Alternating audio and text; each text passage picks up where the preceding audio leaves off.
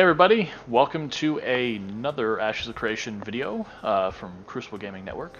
I have myself, Endless88, and Missy over there. Lovely Missy, our narrator for the most part, but I do try to give her a break and read my sections sometime, even though tongue gets tied a lot. But it is also like really late here too, so.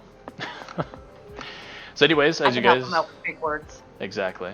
So you see, we're going to be going into the Artisan Classes of the economy. So it mainly just kind of discusses the Artisan Classes, and then we'll be going into other aspects as well within this video. But yeah, so we have our little guy right there, blacksmith, making his sword right now. So yeah, it'd be pretty cool. I hope they show us a little bit more on the actual buildings within your freehold, because that's where you're going to be really crafting your items, is your freehold will have like a blacksmith shop thing in it. So we will see when they come out with that stuff. Okay, so Artisan Classes. So Artisan Classes, aka professions, allow a player to specialize in one or more of the following skill trees: gathering, processing, and crafting. Within each of these three artisan classes lies different professions. Characters within a single account, alts, may have different professions. A character may only master one of the three parent artisan classes. It is possible to master multiple professions, but not all, within this mastered artisan class. Artisan classes and their professions are not affected by a character's race, religion, or class. Progression with artisan classes does not relate to a player's progression within their adventuring class. Choice of profession does not affect a player's stats. Crafting and gathering is a very important component of the economy that players will have direct control over. Whether you wish to build a sprawling plantation around your house or wish to travel the vast wilderness in search of treasure and resources. The crafting systems and artisanship in general is pretty complex. So as far as gathering professions, we have farming, fishing, herbalism, lumberjacking, mining, and taming. Right now I'm between, as you can see, processing professions. They have animal husbandry and smelting. So me, I'm in between taming or animal husbandry. So... because animal husbandry is when you can breed, you can crossbreed, you could do all that stuff. Taming, you know, I can go and tame bears, but I think it'd be interesting to, like just thinking about it, like, what if I made like a lizard bear, Missy? You know? So. What if I made a Godzilla? Gogeta! Alright, so crafting professions, you have alchemy, armor smithing, blacksmithing, carpentry, cooking, jewel crafting, scribes, shipbuilding, siege weapons, and weaponsmithing. Also on the shipbuilding, everyone can create a ship, but the shipbuilding profession is like crafting items for said ships, but everyone can craft a boat. That was one thing we found out when we were going through these before. But I do hope they do give us a little bit more processing professions. Because if that's the one thing you're going to go after, it's like, well, it's either you can breed animals or you can melt metal. What are the choices? But to get some clarification on, so you will be able to test a little bit of gathering, processing, and crafting. So you'll be able to kind of like test the waters out and all these things before you finally have to make your decision on what are you going to be, a gatherer, a processor, or a crafter. So and then you start, progressing down those paths. So the artisan supply chain. Artisans within Ashes of Creation must choose a path in their artisan skill tree. This interdependency establishes a supply chain from raw materials to finished product. Each stage of the chain may require caravans to transport goods from one artisan to another. Obtaining burn materials, use the gathering profession by killing mobs and bosses, from destructing weapons or armor, by purchasing them from other players. Refining the raw materials with the processing profession. Crafting the finished product using a crafting recipe. Recipes are also obtainable from boss drops. So I know, well, I guess first, Missy, I know you were talking about wanting to be a crafter. Jewel crafter. So you're wanting to go with Jewel Crafter? Well, technically they said you can't max them all out, but what about, would be armor smithing, I guess? So you can make your dresses and stuff for casters? So jewelry and dresses? Yeah. Probably. I'm such a girl. Jewelry and dresses. And alchemy for perfume. Yeah. So.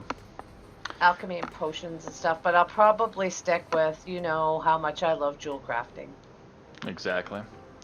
Alright, moving down to player-owned businesses.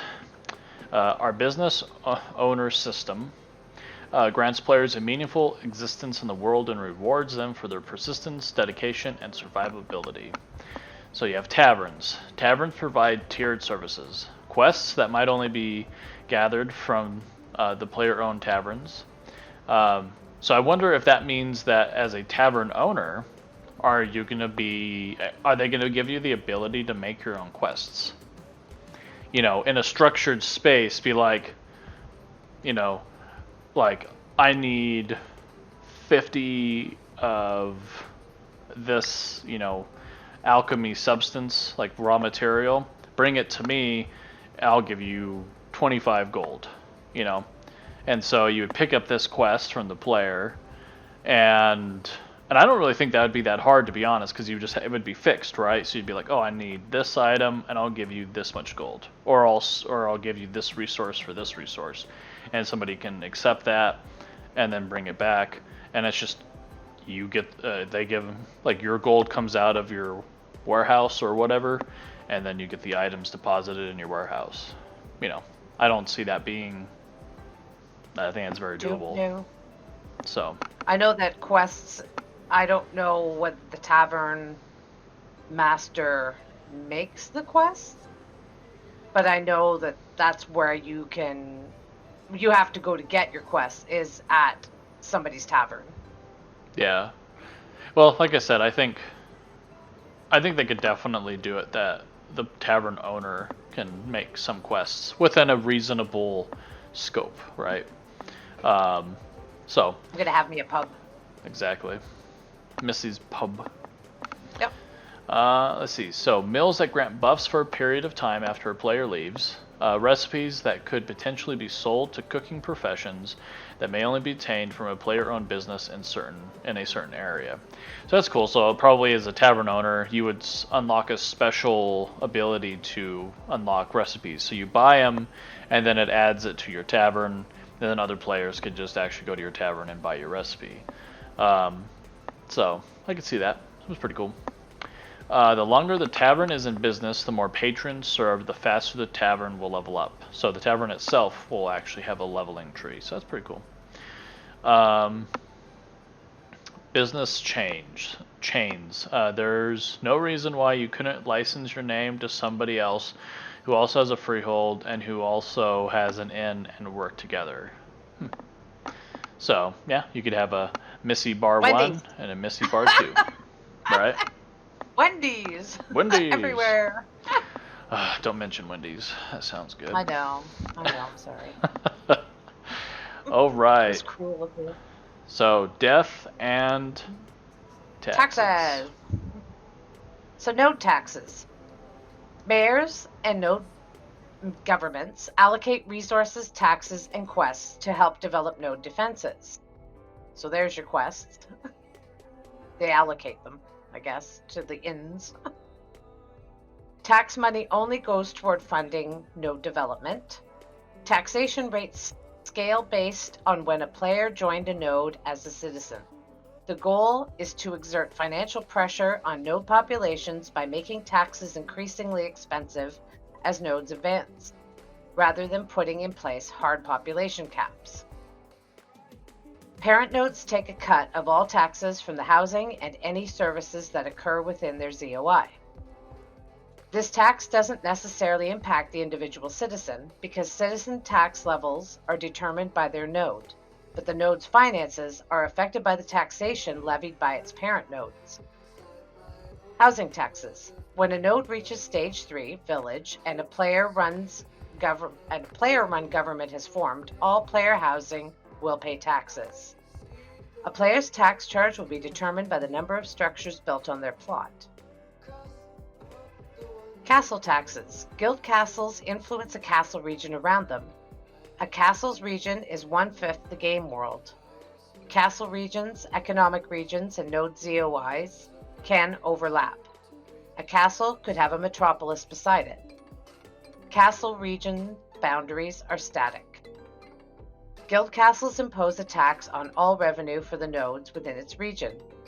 Castle taxes are carried via NPC-generated caravans from the nodes that fall under the castle's purview to one of the castle nodes at the end of each week leading up to a castle siege. In addition to taxes, castles also influence crop yields, resources, and events within its region. Part of the tax and resources gathered are applied to the castle for improvements. The remainder of tax income can be used by the guild for whatever they want. When castles change hands following a siege, some taxes stay with the castle and some stay with the guild.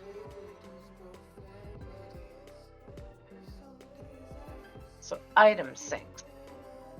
It's important for a healthy economy to have item sinks so that anything that can be crafted can also be destroyed. There are 4 kinds of item sinks in Ashes of Creation. For 1, item durability, item decay. 0% durability will unequip an item, increasing its repair cost. 2, over-enchanting carries the risk of destroying that item. 3, players that gain craftable items and recipes from deconstructing or salvaging completed items. 4, a portion of resources and materials are lost when caravans or nodes are destroyed. So an important aspect of a healthy economy is having some item sinks available. There are 3 kinds of item sinks, as we mentioned before. It's important for an economy to experience those types of emphasis on what can be crafted, as well as seeing those items that are crafted be destroyed as well. The concept there is part of the engine that is supply and demand. So the server is constantly generating these materials on tick as they kind of propagate throughout the world and get repopulated. Players are going out there and collecting these things. We want to make sure that there is a driving force and factor behind what crafters and gatherers are out there doing. There's constantly going to be a demand for them to supply these things. Whether that death is from PvP or from PvE, these are going to be necessities for players to constantly provide. So item durability. There is item durability, item decay in Ashes. Item durability loss occurs on death. Gear stored in a player's inventory that is not equipped does not lose durability when that player dies. Over-enchanting an item comes with the risk of durability loss. Materials are required in order to restore the performance of decayed items. 0% durability will unequip an item, increasing its repair costs. So Steven says the decay system is not going to be some worthless, I'm just going to throw some gold into this and it's a simple gold sink. It's actually going to require some base materials in order to repair decayed items. And decay occurs from death and also the destruction and disable system. For the weapons, over-enchanting will require those materials as well. So creating that dependency I think is healthy for the crafting economy. So item deconstruction. Players gain craftable items and recipes from deconstructing and salvaging, dismantling, disenchanting completed items. Power creep. Power creep is a balance issue. When it comes to gear progression specifically, the idea is to create an open market that is not heavily dependent on soulbound items, and having many item sinks and gold sinks within that economy that allows for the potential degradation and loss of assets within that closed economy, and not introduce items from the market that companies put in from a pay-to-win perspective or from a pay-to-convenience perspective that undermines the economies that players have built. That is a huge mistake that companies have made in the past, and that lends to the imbalancing of what designers may have actually balanced well. Yeah. Well, it's all pretty interesting stuff going back through it. And so yeah, I mean, I definitely like that. You know, this I definitely agree that, you know, because people are like, oh, this is going to get annoying, and I'm going to have to actually have material. I can't just gold repair my item, right? You actually will have to have that item's raw materials, and unless you are a crafter to repair it, then you're going to have to actually go and interact with somebody, you know, God forbid, in an MMO. Oh, damn! Right?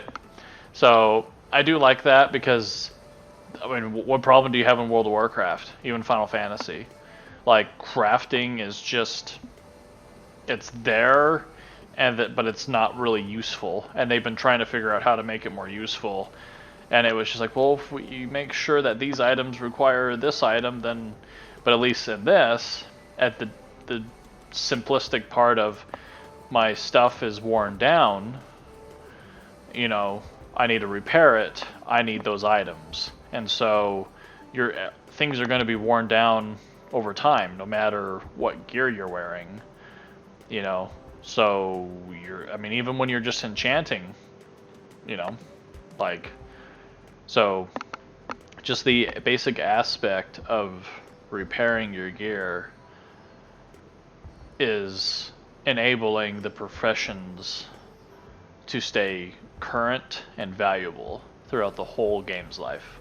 So this is good. And I think it would probably be a good idea to carry a second set of armor with you, too. If you're out exploring, you might want to have a second piece. Well, that's what Steven actually said was, when you go out, if you're like, well, I gotta go way across the map for something, you really need to, like, prepare yourself. Potions, food, you know, there's no quick travel in this game. You know, I think BDO has one quick travel, and that's the maps. But for the most part, like, even when you take a hot air balloon, it is not quick. Nope. In BDO. Nope. I learned that mistake of, like, you're better off on a horse and riding it yourself than taking a balloon. Exactly. But all right, guys. So security.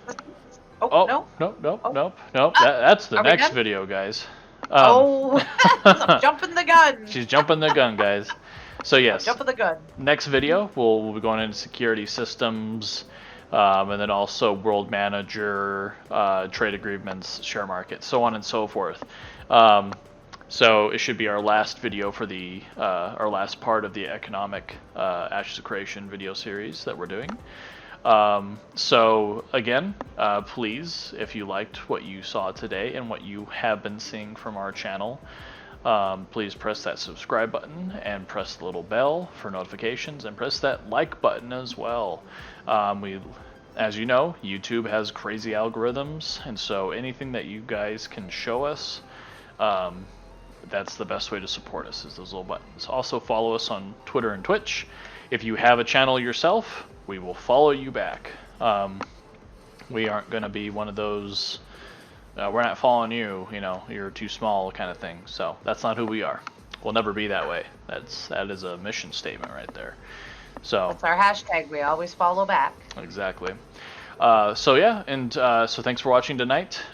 Stay healthy out there. We're almost through this thing. So yeah.